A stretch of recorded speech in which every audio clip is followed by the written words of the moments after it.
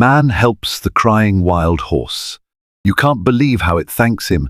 Have you ever witnessed a wild creature shed tears? In the quiet folds of Bighorn National Forest, a place known for its wide-open skies and rugged slopes, one man stumbled upon a sight that would change him forever, a wild horse trembling and crying in the shadow of towering pines. Against every instinct that told him to stay away, he reached out and discovered a bond unlike anything he'd ever known. You won't believe how that horse repaid his kindness. Journey with us into a story of raw emotion, grit, and the unbreakable connection between a man and a wounded spirit. Jack Hardy had always felt most alive in places where roads were few and the horizon was endless. At 35, he found himself standing on the porch of a modest cabin situated on the outskirts of Bighorn National Forest in northern Wyoming. The battered cabin belonged to an old friend who had offered Jack a break from city life and his myriad troubles that clung to him like ghosts. A messy divorce, the loss of his job, and a string of health scares for his mother had piled onto Jack's shoulders. He was weary in every possible way. He gazed across the stretch of sagebrush and pine, inhaling deeply as the crisp mountain air filled his lungs. He'd come to the forest looking for something, maybe an escape, maybe a sign, maybe just a moment of peace to gather himself. The cabin was bare bones, a single room with a wood stove and a small cot decorated with old family photos, chipped plates, and the comforting scent of worn wood that had soaked up decades of stories. A single nameplate near the door read Rock Creek Lodge, though calling it a lodge was generous. Jack remembered that his friend, a man named Robert Gallagher, had once tried to turn the place into a fishing retreat for tourists, but the project had never panned out. Robert eventually moved on to Denver, leaving the cabin in caretaker limbo. Yet the nameplate remained like a stubborn relic, giving the place a sense of identity that seemed to mock its emptiness. Every step Jack took inside the cabin felt like stepping back in time. He ran a hand over the worn surface of a wooden table, noticing old carvings likely left by travelers, or perhaps Robert himself, remnants of hearts and initials etched into the wood. The place felt like a testament to resilience, still standing against fierce mountain winds and biting winter cold. Jack wondered if he too could weather his own storms with such steadiness. He spent the first few days in a daze of introspection, whittling away at his restlessness by chopping firewood and quietly exploring the hills around the cabin. The forest was a mixture of dense pine, pockets of aspen that glittered in the sun, and rolling meadows that glowed golden at dusk. Every now and then he would see deer darting across the terrain or catch sight of an eagle soaring overhead. Their freedom both comforted and pained him. He felt a longing for liberation from the emotional burdens that plagued him. One night, as he sat on the cabin's porch watching the moon rise, Jack felt the weight of his regrets and heartbreak pressing in. He longed for clarity, something to guide him forward. Mountains, he'd always believed, held a special magic. They were ancient guardians that had witnessed countless stories unfold. Maybe, just maybe, these mountains held a sliver of healing for him too. Determined to break the stagnant cycle of thoughts, Jack decided to wander farther into the forest the next day. He prepared his gear, an old Carhartt jacket, well-worn boots, and a sturdy hiking pack. The smell of leather and canvas was both familiar and comforting. It reminded him of simpler times, a childhood spent on his grandfather's ranch outside Cheyenne, where he had first learned to ride horses and care for them. Memories of dusty summer afternoons playing tag on horseback or feeding sugar cubes to gentle mares fluttered through his mind. He'd once had a deep bond with animals, but life had pulled him away from that world. At sunrise, he filled a thermos with strong coffee and set off, heading down a narrow trail that meandered through the forest. The tall pines stood like silent sentinels as he passed beneath them, the wind occasionally whispering through their needles. Patches of snow still clung to the shaded ground, remnants of a winter not entirely ready to give way to spring. The chilly air stung his cheeks, but it also cleared his head, sharpening his senses. After an hour of steady hiking, Jack found himself on a ridge overlooking a wide valley. The green of the forest gave way to a sweeping expanse of grass that ran toward distant slopes. The morning sun cast a golden halo over the meadow, and for a moment he just stood there, transfixed by the breathtaking beauty. He felt a strange stirring in his chest, a gentle uncoiling of tension. It was as if the forest was inviting him to unburden himself, to lay his sorrows down on this ancient land. Yet, just as his breath caught in admiration, he heard a sound that made his heart tighten. It was faint, carried on the wind, a high-pitched whinny, almost plaintive, like a cry for help. Initially, he thought it could be a trick of the breeze, or perhaps he was imagining it in his hunger for some kind of sign. But then the sound came again, sharper and more desperate. Jack's instincts flared. A horse in trouble? Out here? It wasn't unusual for wild horses to roam the fringes of the forest and the open plains, but hearing one in apparent distress unsettled him. Without hesitation, he began to carefully descend the ridge, his boots crunching against loose rock as he followed the sorrowful cry. With each step, the whinny grew clearer, revealing a haunting blend of pain and fear. Jack's pulse quickened, the caretaker in him, long dormant, roared to life. Memories of assisting in full births on his grandfather's ranch and caring for injured horses came flooding back. He whispered assurances to himself, "Hold on, buddy. I'm coming." It wasn't long before he found the source of the sound. In a small clearing ringed by tall grass, a lone horse, its coat a dusty dun color, stood trembling on 3 legs. Its 4th leg was mired in a mess of roots and thick underbrush near a fallen log. The horse thrashed whenever it tried to free itself, muzzle streaked with tears and foam. It was an image of wild agony and defeat that tore at Jack's heart. The poor creature's eyes were wide, reflecting a mixture of terror and an almost human sorrow. For a moment, man and horse locked gazes. In those seconds, Jack felt something shift inside him, like an old empathy sparking back to life. There was no question in his mind. He had to help. But how do you help a wild animal, especially one so terrified? Jack knelt, setting down his pack and slowly unfastening a length of rope. He kept coiled at his side. He murmured soft words, the same low, gentle tone he'd used when calming spooked mares in his youth. "Easy there. I won't hurt you. Let me help." He inched closer, watching the horse's trembling flanks and the panicked flicker of its eyes. The horse let out another distressed cry, but its thrashing slowed, as though it sensed Jack's genuine intention. Inches turned to feet, and finally Jack was close enough to see that the horse's leg was more than just caught. It looked like it might be cut on a piece of splintered wood. Blood trickled in a faint line down the animal's fetlock. "Damn," Jack muttered. This was more serious than he'd hoped. Carefully, he reached out to stroke the horse's shoulder, bracing himself for a potential kick or a frantic leap. The horse flinched but didn't bolt. It barely could, stuck as it was. Jack's heart hammered in his chest, but he focused on exuding calm. If his voice quivered with fear, the horse would sense it immediately. Time stretched as he gingerly worked to free the leg.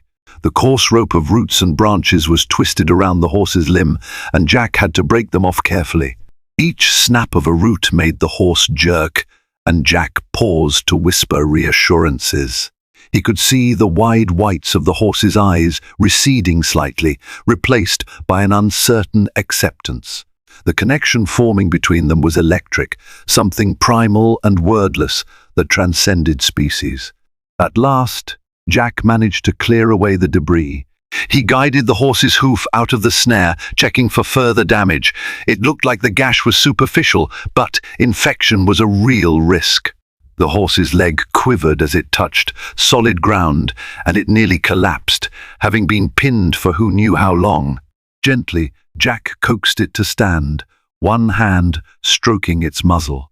The horse's breath came in ragged snorts, and it gave a plaintive whimper that sounded almost like a soft sob, an expression of relief and lingering pain. Jack's gut clenched at the stark vulnerability. This wasn't just an animal. In that moment, it felt like a living spirit, as fragile and desperate for compassion as he was. By the time the horse was free, the sun was well into the sky.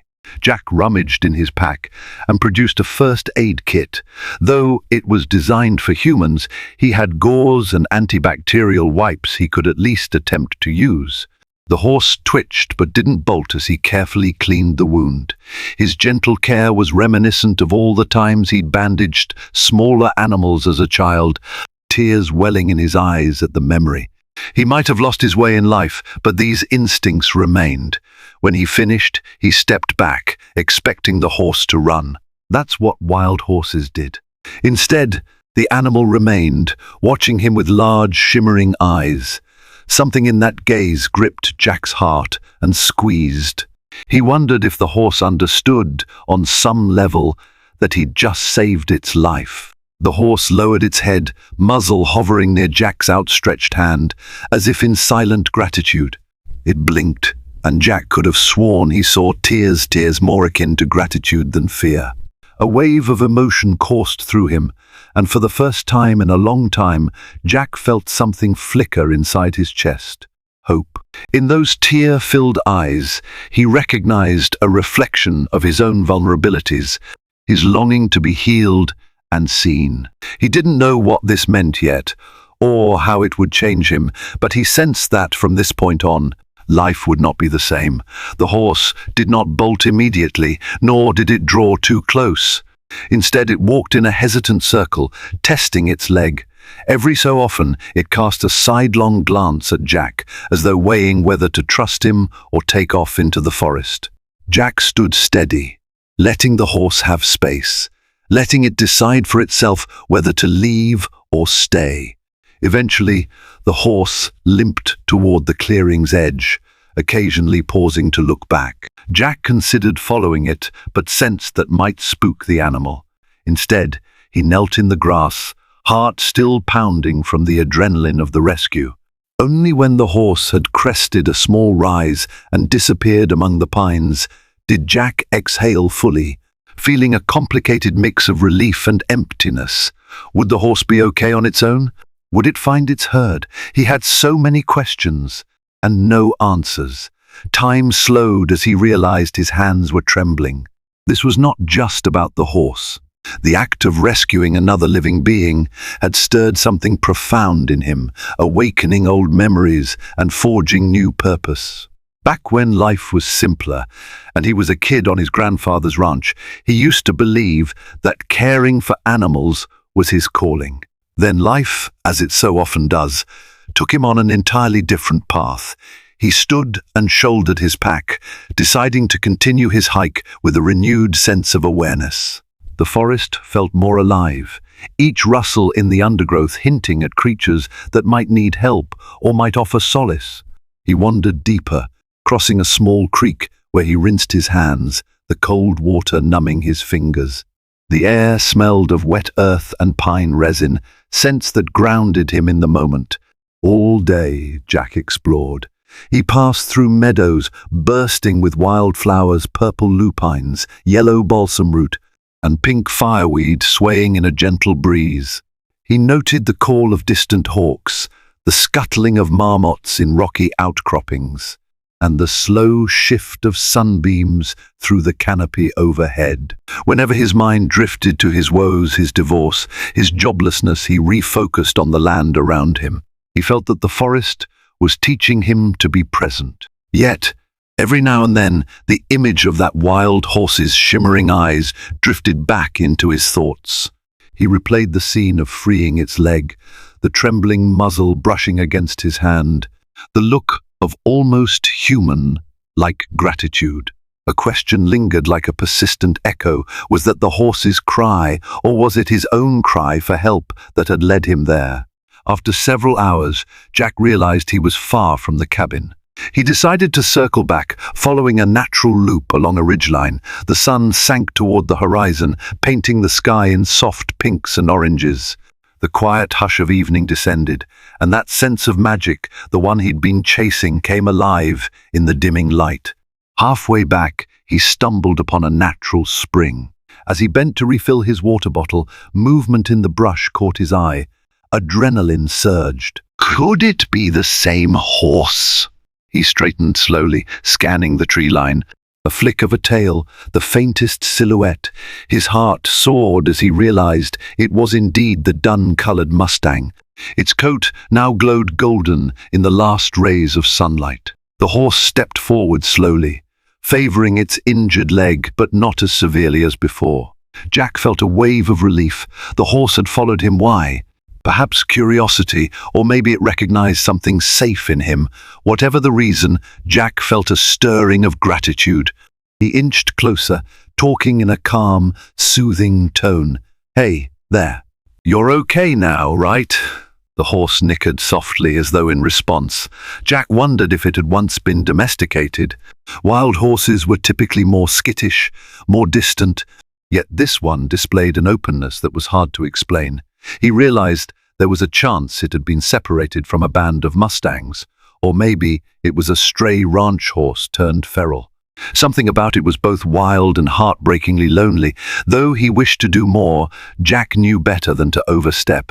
Horses, especially those with uncertain histories, needed freedom to make their own choices. He stood still, letting the horse approach him. Eventually, the horse did. Its nostrils flared, taking in Jack's scent. For a full minute, it stood there, muzzle inches from Jack's outstretched hand, breathing quietly, as if listening for the beating of Jack's heart. When it finally stepped back, Jack felt an odd sense of loss, as though a powerful bond had formed and was now being stretched thin. The horse lowered its head, then turned and limped away, disappearing once more into the twilight woods. Jack stared after it until the darkness swallowed the silhouette, an unspoken promise lingering in the space between them. By the time he returned to the cabin, the stars spanned the sky in a brilliant arc. Jack lit the cabin's single lamp and sank onto the cot, thoughts swirling. He was exhausted, but in a good way, as if he had spent all his emotional energy on something worthwhile. While he ate a simple dinner of canned beans and jerky, he mulled over the day's events. Would he see that horse again? Perhaps. Something deep within him hoped so. A distant memory flashed. His grandfather once told him, "We don't choose certain animals, sometimes they choose us." Jack had brushed off such mystical talk as a kid, but now, alone in a forest cabin, he found himself wondering if fate or something bigger had orchestrated that chance meeting. He decided, if the horse allowed, to tend to its wound again in the coming days. It needed proper care, antiseptic, maybe even a vet, if he could arrange it. But that would require building trust. A complicated dance between man and beast. Jack swallowed a lump in his throat. He was willing to try if it meant giving the horse a fighting chance. Before he turned in for the night, he stepped onto the porch to watch the sky. The Milky Way glimmered so brightly that it gave off a faint glow across the treetops. He felt small, but not insignificant, a participant in a vast, interconnected web of life. The horse was out there, somewhere, under these same stars. And for the first time in months, Jack felt a strange flicker of optimism. Maybe this wild place and this wild horse would lead him to heal his own wounds. Little did he know, the forest was about to reveal a story even more profound than he could imagine. 2 days later, Jack woke at dawn with a sense of anticipation thrumming in his veins. The memory of the wild horse still lingered, especially the vivid image of its tear-streaked face. He prepared a small kit, antiseptic, fresh gauze, a makeshift wrap, and some nutrient-rich horse treats he had found in the cabin storage, likely remnants from when Robert had tried to keep a few horses for trail rides. As he set off, frost clung to the ground in brittle crystals, and his breath formed wispy clouds in the cold morning air. Sunlight was just beginning to crest the pine tops, setting the forest aglow with an otherworldly golden hue. He remembered how his mother used to say that dawn was a promise, a new day, a new chance to turn your life around. He clung to that promise now. Jack revisited the clearing where he first encountered the horse, but there was no trace of the animal. Carefully, he retraced the path he believed it might have taken, scanning the ground for hoof prints. The going was slow. Patches of snow and wet grass didn't make tracking easy, yet every so often he spotted indentations that might have belonged to the horse. Eventually, he came upon a small stream cutting through a ravine. Broken branches and freshly disturbed soil hinted that a large animal might have passed through recently. Jack followed the trail, heart pounding in anticipation. He rounded a bend where the ravine opened into a secluded glen, and there, silhouetted against the shimmering water, was the dun-colored horse. It was drinking from the stream, head lowered, injured leg trembling slightly. Jack approached with caution, calling out in the same gentle tone, "Morning, friend. I've brought something for you." The horse's ears twitched, and it slowly raised its head. A moment of tension passed, then it whinnied softly. Jack felt a surge of relief. The horse remembered him. He inched closer, extending a hand with the horse treats. The horse sniffed curiously.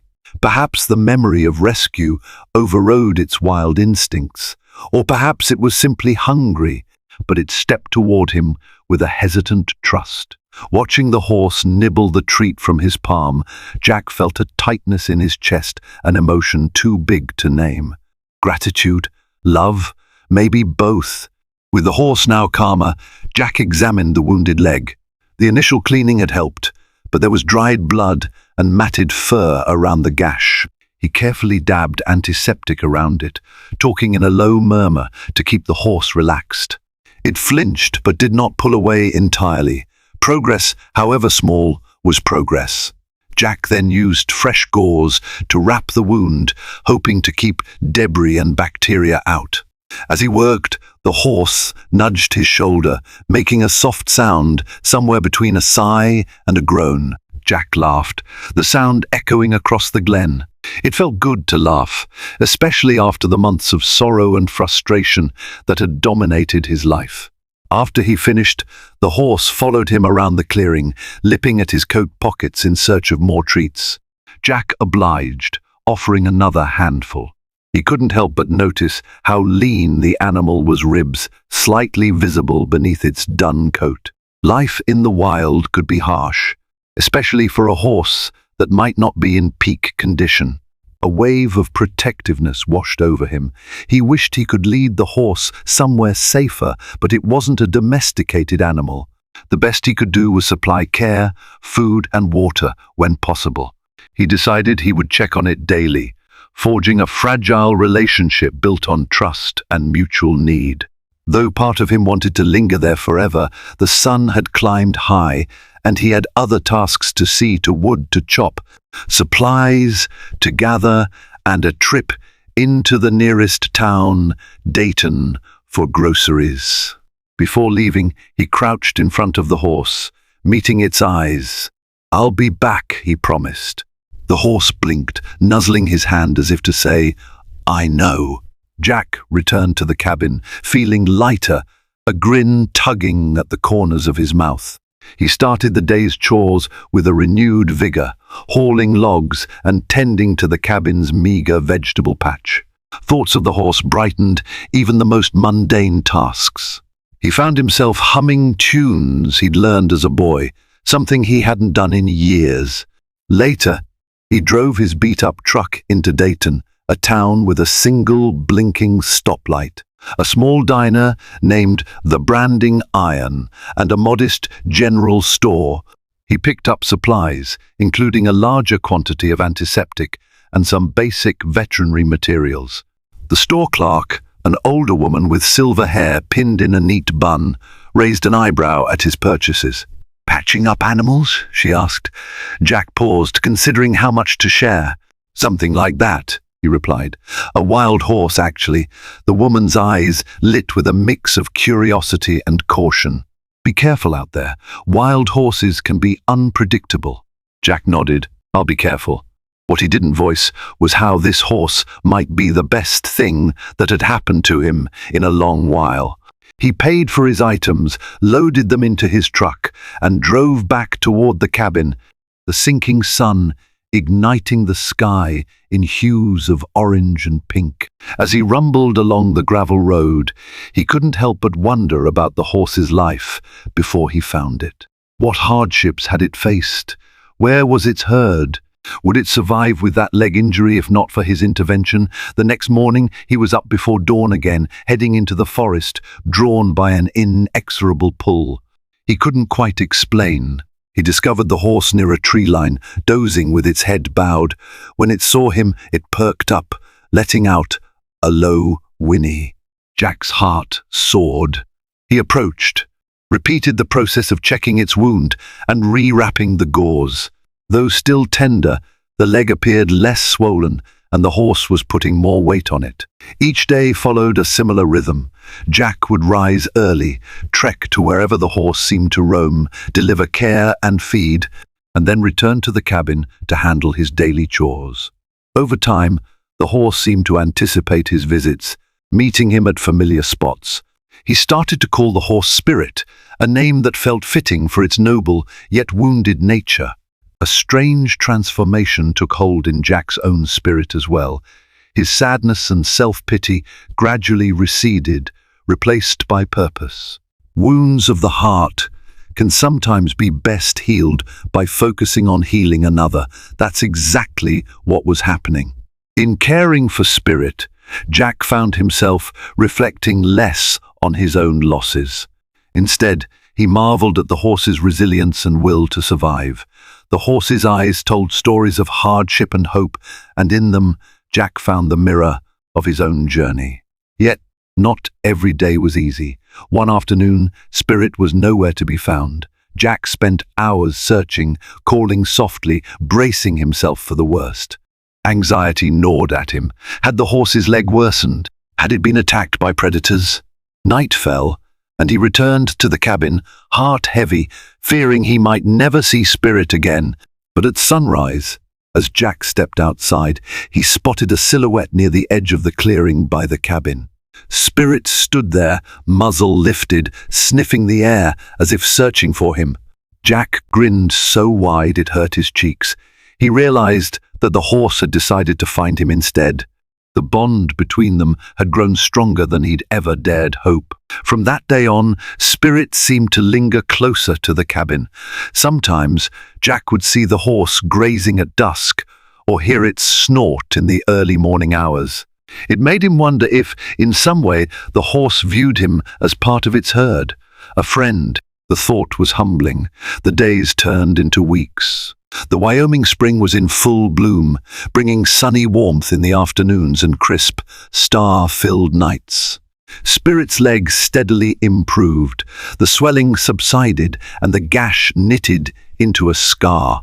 The horse walked with far less hesitation now. Jack began to worry less about the risk of infection, though he still monitored the injury diligently. While each day brought incremental healing for Spirit, it also brought emotional healing for Jack. He found himself sleeping better, letting go of the bitterness toward his ex-wife, and worrying less about his uncertain job prospects. Day by day, he reconnected with the man he used to be, compassionate, hopeful, and alive. Yet in the back of his mind, he knew that eventually Spirit might return to the wild for good. And that would be the final test for Jack, accepting that some forms of love and healing are meant to be freed. It was a mild afternoon when Jack decided to try something he'd been daydreaming about, gently introducing a halter to Spirit. If the horse truly was once domesticated, it might accept the halter. If not, he risked scaring the animal off for good.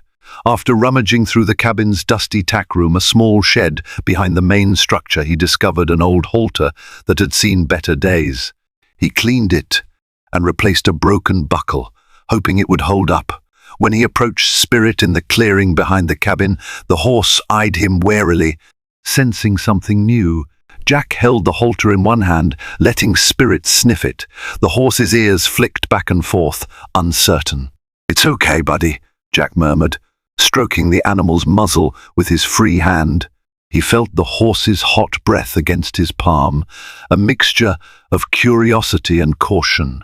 Slowly, meticulously, Jack attempted to slide the halter over Spirit's nose. The horse jerked its head back, dancing sideways, hooves scuffling in the dirt. Jack pulled away and waited, projecting calm. After a tense moment, Spirit relaxed, stepping forward again.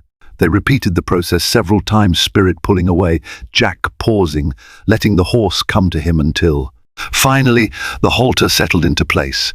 Jack felt a surge of triumph mixed with humility. This was not a moment of dominance, but of trust. Even with the halter on, Jack didn't attempt to lead Spirit anywhere.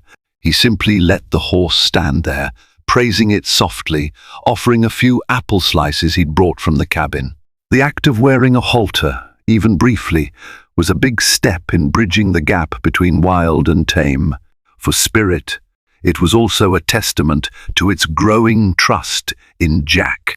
Over the following days, Jack practiced putting the halter on and taking it off, always cautious not to push too far, too fast. Each successful attempt felt like a small miracle. He'd guide Spirit around the clearing, only a few steps at a time, speaking in a low, comforting voice. Spirit seemed to enjoy the gentle attention, bobbing its head as Jack led it in wide circles. The sense of connection deepened. Jack started spending evenings sitting by the cabin while Spirit grazed nearby. He'd talk aloud about his past memories of ranch life, frustrations with city life, the heartbreak he'd experienced. He knew the horse couldn't understand his words, but it felt cathartic to speak them in the horse's presence. Spirit, for its part, often wandered closer, as though drawn by Jack's voice. Sometimes it would rest its muzzle on Jack's shoulder, breathing quietly as if in sympathy. One late afternoon, Jack decided to see how far Spirit would follow him. He'd noticed the horse had been moving with less and less limp, which was encouraging. He whistled the same short tune he'd used when calling horses on his grandfather's ranch. Spirit pricked its ears and began to trail Jack down a narrow path toward a grassy meadow near the creek. To Jack's amazement, Spirit followed willingly. No halter, no rope, just trust and curiosity. When they reached the meadow, Spirit kicked up its heels, cantering in a broad circle, mane flowing in the gentle breeze. The sight filled Jack with awe. Seeing Spirit run free, joyous despite the recent injury, was a testament to resilience. The horse's unwavering spirit resonated with Jack's own journey toward healing. A sense of freedom washed over him as he watched. He realized he was smiling, a genuine, unguarded grin that he hadn't felt in a long time. Maybe the horse was showing him that despite scars and hardships, there was still room for joy and wonder. That evening, Jack tried something new, grooming. He fetched a soft brush from the cabin, typically used for domestic horses. Spirit tensed at first when Jack approached, but gradually relaxed as he ran the brush along its neck and sides in smooth, gentle strokes. Dust and loose hair came away in clouds, revealing a sleek, healthy coat underneath. Spirit's ears drooped in contentment, eyes half closed as it enjoyed the attention. Jack spoke softly as he groomed, telling stories of how he used to help his grandfather curry the horses at dusk, the glow of lantern light reflecting off their glossy hides. He reminisced about the smell of hay, the rasp of brushes on horsehair, and the warm presence of those gentle giants in the barn. We used to say grooming was like therapy for both the horse and the human, Jack confided. I guess that hasn't changed. In those serene moments, the world seemed to shrink to just him and Spirit. He realized that by caring for this horse, he was also caring for the younger, kinder part of himself he thought he'd lost. With each stroke of the brush, he felt old wounds within him begin to close, replaced by gratitude and hope. One afternoon, while Jack was reading on the porch, Spirit ambled right up to the steps and stood there, gazing at him with dark, thoughtful eyes. The horse let out a soft whicker, as if inviting Jack to join him for a walk. Setting aside his book, Jack rose and followed Spirit. They meandered toward the trees, stepping between shafts of sunlight that dappled the forest floor. The horse occasionally nosed at branches and shrubs, sampling fresh buds. Jack found himself marveling at nature's gentle rhythms. Spirit led Jack to a secluded spot where the forest opened into a rocky outcrop, overlooking a wide swath of valley. From this vantage point, they could see the patchwork of forest, meadow, and stream below, the golden afternoon sun gilding everything in light. Spirit let out a soft snort, and Jack felt a sudden swell of emotion. It was as if the horse was sharing a secret place with him, offering him a gift. He sank to the ground, resting against a warm rock, breath catching at the beauty around him. A hawk circled high overhead, and a gentle wind whispered through the pine trees. Spirit stood quietly by his side. In that sacred stillness, Jack was acutely aware of every sensation the firm earth beneath him. The scent of pine and wild flowers, the soft rustle of the horse's tail. He felt alive, present, and deeply thankful. Memories of his recent troubles flickered through his mind like distant thunder. The divorce, the job, the sense of aimlessness, they were still there, but they no longer defined him. In this moment, he realized that healing doesn't happen all at once. It happens in small, tender steps, in the trust built day by day, in the kindnesses we offer another, in the gentle companionship that expects nothing in return. As the sun dipped below the horizon, painting the sky in lavender and orange, Jack knew he had found something far more valuable than a distraction from his problems. He had found a reason to hope again, to believe in a better tomorrow, and it came in the form of a wild horse with a scarred leg and a boundless heart. The following week brought unexpected challenges. The weather changed abruptly, with storm clouds gathering over the mountains and unleashing sudden downpours. The forest floor grew slick with mud, making treks more difficult. Jack worried for Spirit's leg, concerned that mud and water might infect the healing wound. One afternoon, a raging thunderstorm rolled in, shaking the cabin with crackles of lightning. Sheets of rain pounded the tin roof, and howling winds tore through the pines. Jack tried not to panic, but his heart hammered in his chest. Where was Spirit? He rushed out onto the porch, calling out the horse's name against the furious wind. The storm's roar swallowed his voice. Lightning flashed, revealing for a split second the silhouette of Spirit at the edge of the clearing. The horse stood braced against the gale, head high, mane whipping in the gusts. Relief flooded Jack, but it was tinged with concern. Spirit looked restless, as though longing for shelter but unsure where to go. Without thinking, Jack dashed through the rain, slipping on the muddy ground. He reached Spirit, arms raised to show. He meant no harm, voice lost in the thunder. The horse let out a frightened whinny, eyes rolling white at the strobing lights in the sky. Gently, Jack placed a hand on Spirit's neck, feeling the animal's heart pounding beneath wet skin. Wordlessly, he gestured toward the barn, a small structure next to the cabin that he'd barely used, except for storage. With coaxing, he managed to guide Spirit toward its open doors. Inside, it was dark, musty, and cluttered with old tools and hay bales. But at least it was dry and offered some semblance of safety from the storm. Jack lit a lantern, hooking it on a nail as thunder shook the barn walls. The horse paced, unsettled by the flicker of light and the rumble outside. Slowly, Jack cleared a space, pushing aside crates and furniture that Robert had left.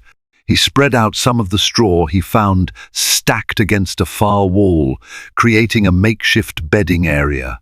Then he retrieved a blanket from his truck and draped it over Spirit's back, hoping to stave off chills. Throughout the night, the storm raged, but man and horse weathered it together.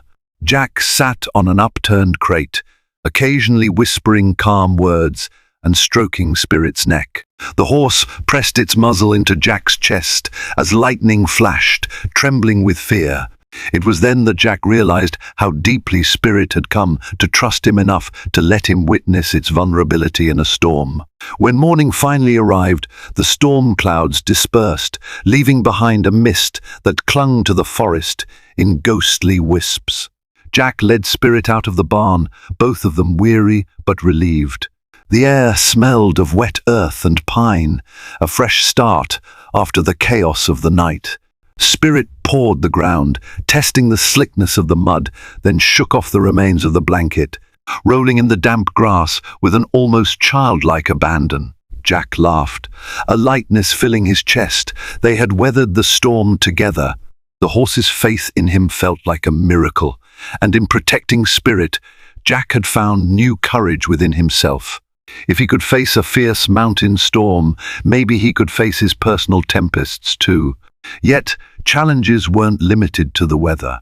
A week later, while out gathering firewood, Jack came across a group of riders on horseback, two men wearing cowboy hats, flannel shirts, and leather chaps. They seemed to be surveying the land, one of them carrying a lasso at his side.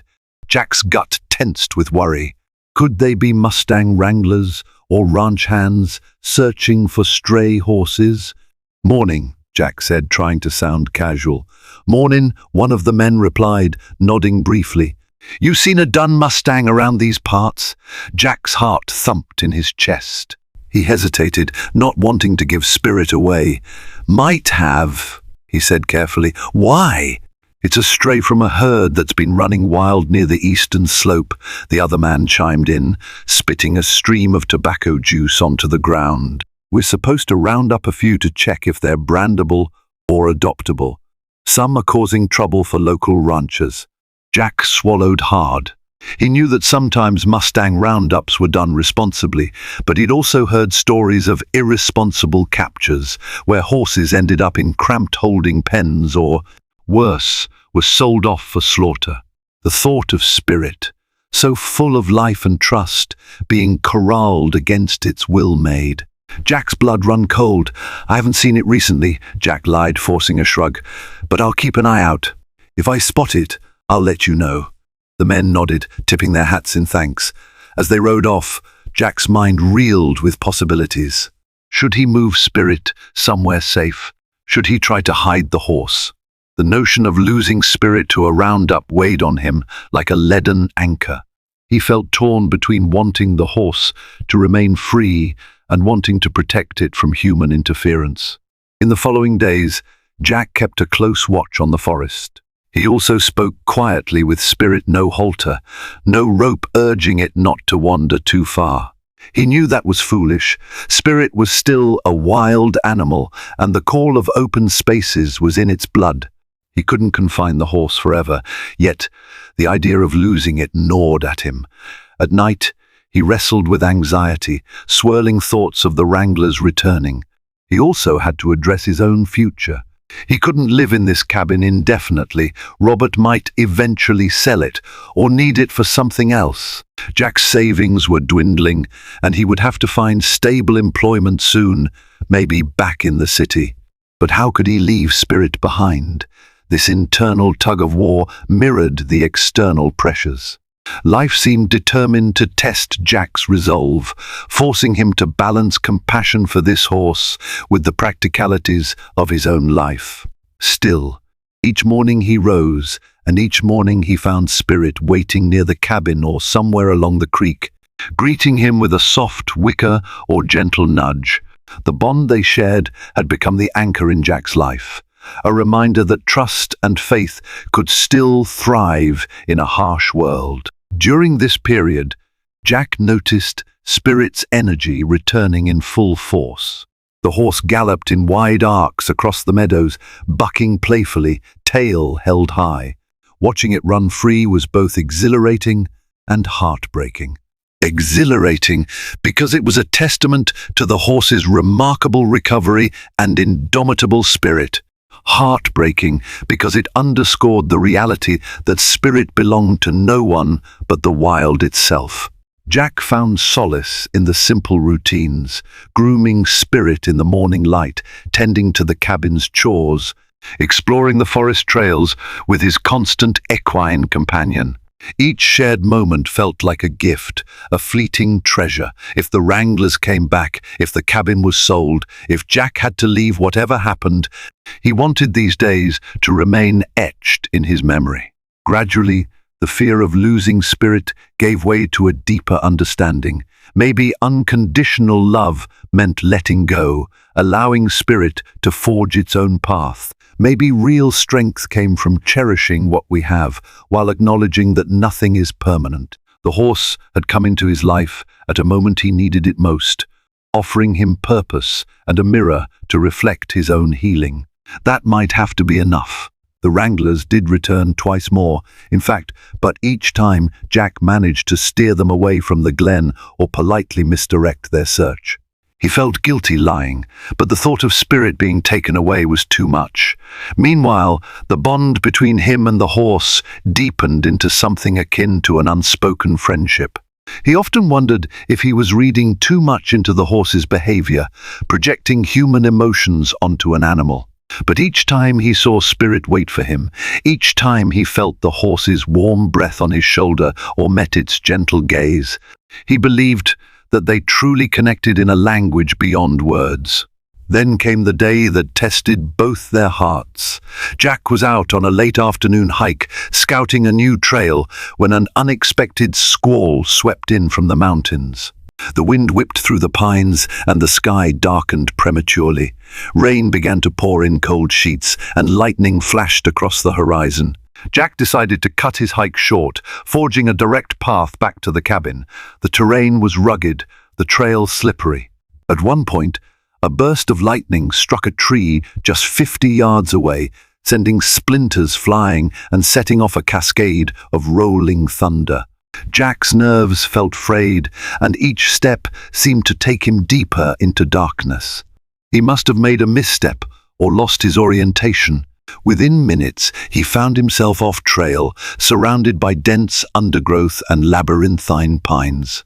The wind made it impossible to hear or see clearly, and the thick canopy overhead blocked out what little light remained. Panic set in as he realized he was lost in the forest, with night approaching. His phone had no signal here, and the battery was nearly dead from earlier usage. The cold rain soaked him to the bone, making every muscle tense and shiver. He tried to retrace his steps, but the forest looked the same in every direction, a blur of shadows and swaying branches. Lightning flashed again, revealing the silhouette of a fallen tree blocking his path. Jack stumbled over exposed roots, pain lancing his ankle as he twisted it awkwardly. He let out a cry of frustration and fear. The storm swallowed it. Leaning against the trunk of a towering pine, he tried to gather his bearings. If he could just find higher ground or a recognizable landmark, he might get his bearings back. But his ankle throbbed painfully, and the forest floor had turned into a treacherous swamp of mud. Thunder boomed overhead, and Jack felt despair creeping in. This was the type of situation where people spent cold, harrowing nights outdoors, risking hypothermia or worse. "Keep it together," he muttered, hugging himself for warmth, but each passing minute chipped away at his resolve. He began moving again, limping through the rain and wind, cursing himself for not being more cautious. Dusk was fast descending, the light fading to a murky grey. The swirl of storm clouds made it even darker. His teeth chattered, and a growing sense of hopelessness threatened to overwhelm him. Then, above the howling wind, he thought he heard a sound, a faint, familiar whinny. He froze, scarcely daring to believe it. Was it his imagination, or had Spirit found him? Another flash of lightning illuminated the forest, and for the briefest moment he saw a shape moving through the trees. A horse's silhouette, large and graceful, slipping through the gloom. "Spirit!" he yelled, voice cracking. He tried to move toward the shape, calling the horse's name repeatedly. The wind tugged at his words, dispersing them in the rain. But the silhouette grew clearer, accompanied by soft nickers. Spirit emerged from the darkness, nostrils flaring, rain slicking its dun coat. For an instant, Jack could have sworn the horse glowed an ethereal presence in the swirling mist. Relief washed over him so profoundly that tears mingled with the rain on his face. He stumbled towards Spirit, wrapping his arms around the horse's neck in an embrace of utter gratitude. Spirit pawed the ground almost impatiently and nudged Jack's shoulder. It was as if the horse was urging him to follow, to trust. Jack rested a trembling hand on Spirit's withers and limped alongside the horse, letting it guide him. Despite the storm and the failing light, Spirit navigated the forest with uncanny surety. The horse seemed to sense a path through the undergrowth, leading Jack over less treacherous terrain. Each step brought Jack closer to hope, the swirling panic inside him replaced by awe at the creature's unwavering presence. Minutes blurred into an hour or more, time losing its meaning in the tempest. Then, through a break in the trees, Jack saw the faint glow of a lantern his cabin. A surge of joy propelled him forward, ignoring the screaming pain in his ankle. Spirit kept pace, supporting Jack whenever he stumbled. Finally, they broke into the clearing where the cabin stood, light shining like a beacon in the darkness.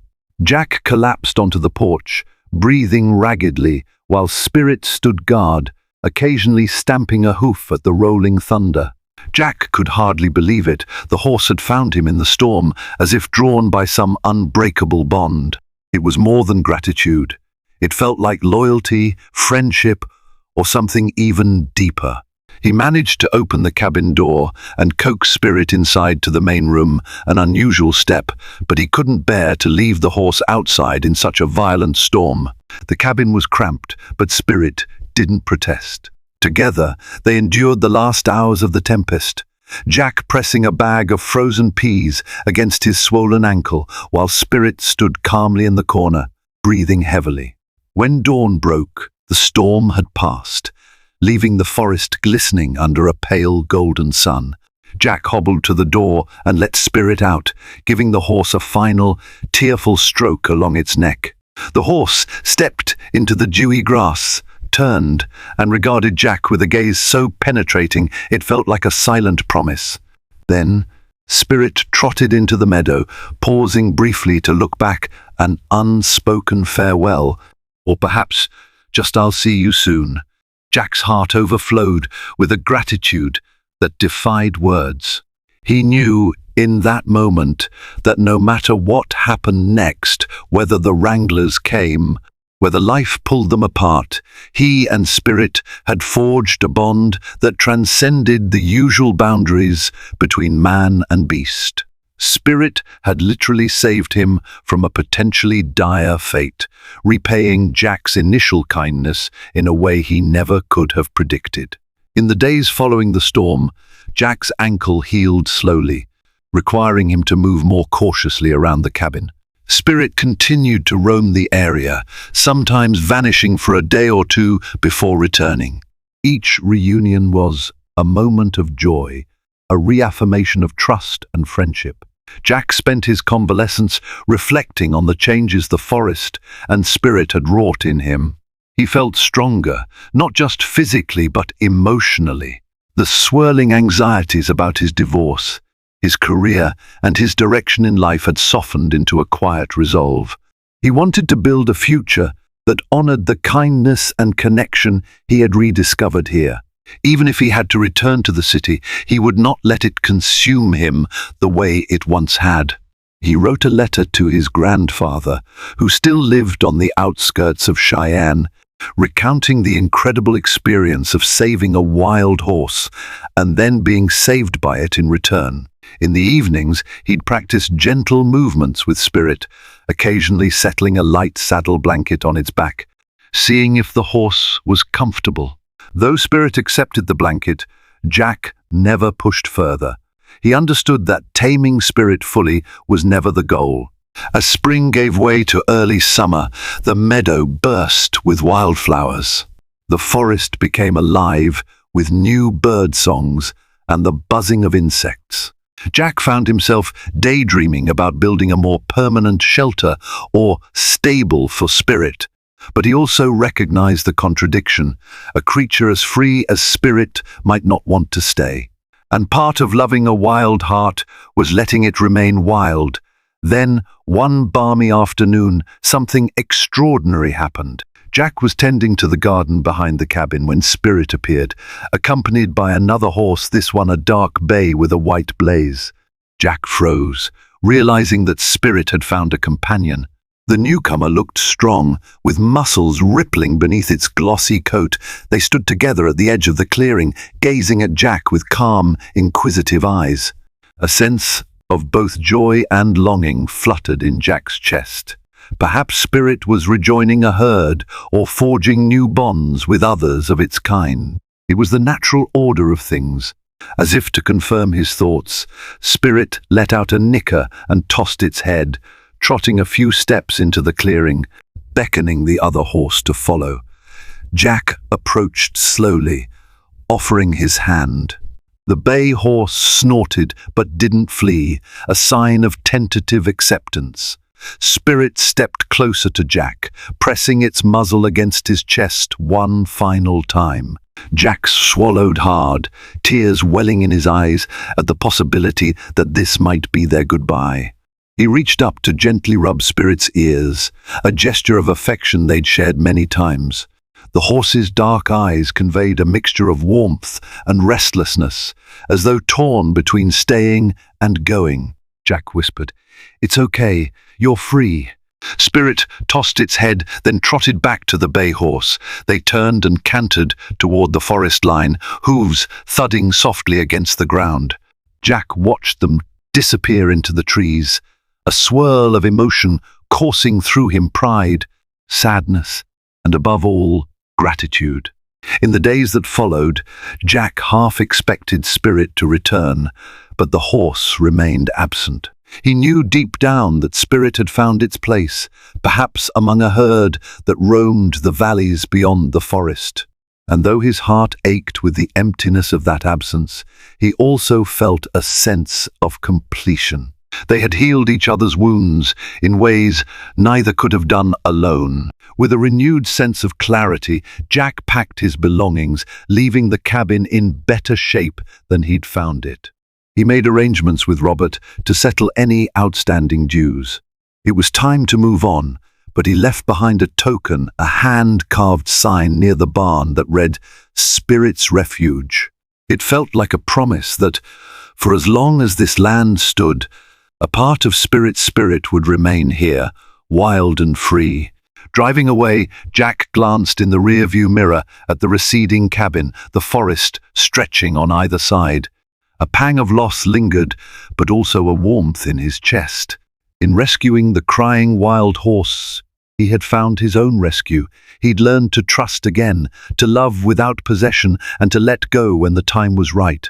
It wasn't the end of the journey, but the beginning of a new chapter. Jack carried Spirit's lessons with him, etched into his soul like the scar on the horse's leg, a symbol of pain transformed into strength. No matter where life took him, he would forever cherish the gift of that bond, the day he saw tears glisten in a wild horse's eyes, and the night that horse repaid his kindness by guiding him home. Thank you for joining us on this extraordinary journey of compassion, resilience, and the unbreakable bond between man and horse. Jack's story reminds us that when we extend a helping hand, we often receive far more than we give, sometimes in ways we could never have imagined. Spirit found a guardian in Jack, and Jack rediscovered hope through Spirit's unwavering presence and gratitude. In the end, their mutual trust and willingness to let go became a powerful testament to how love can both heal and set us free. If this heartfelt tale moved you, please take a moment to like, share, and subscribe to our channel. By doing so, you help us continue bringing you more incredible stories that celebrate the triumph of the human spirit and the gentle miracles that occur when compassion crosses the boundaries between us and the wild. Thank you for watching.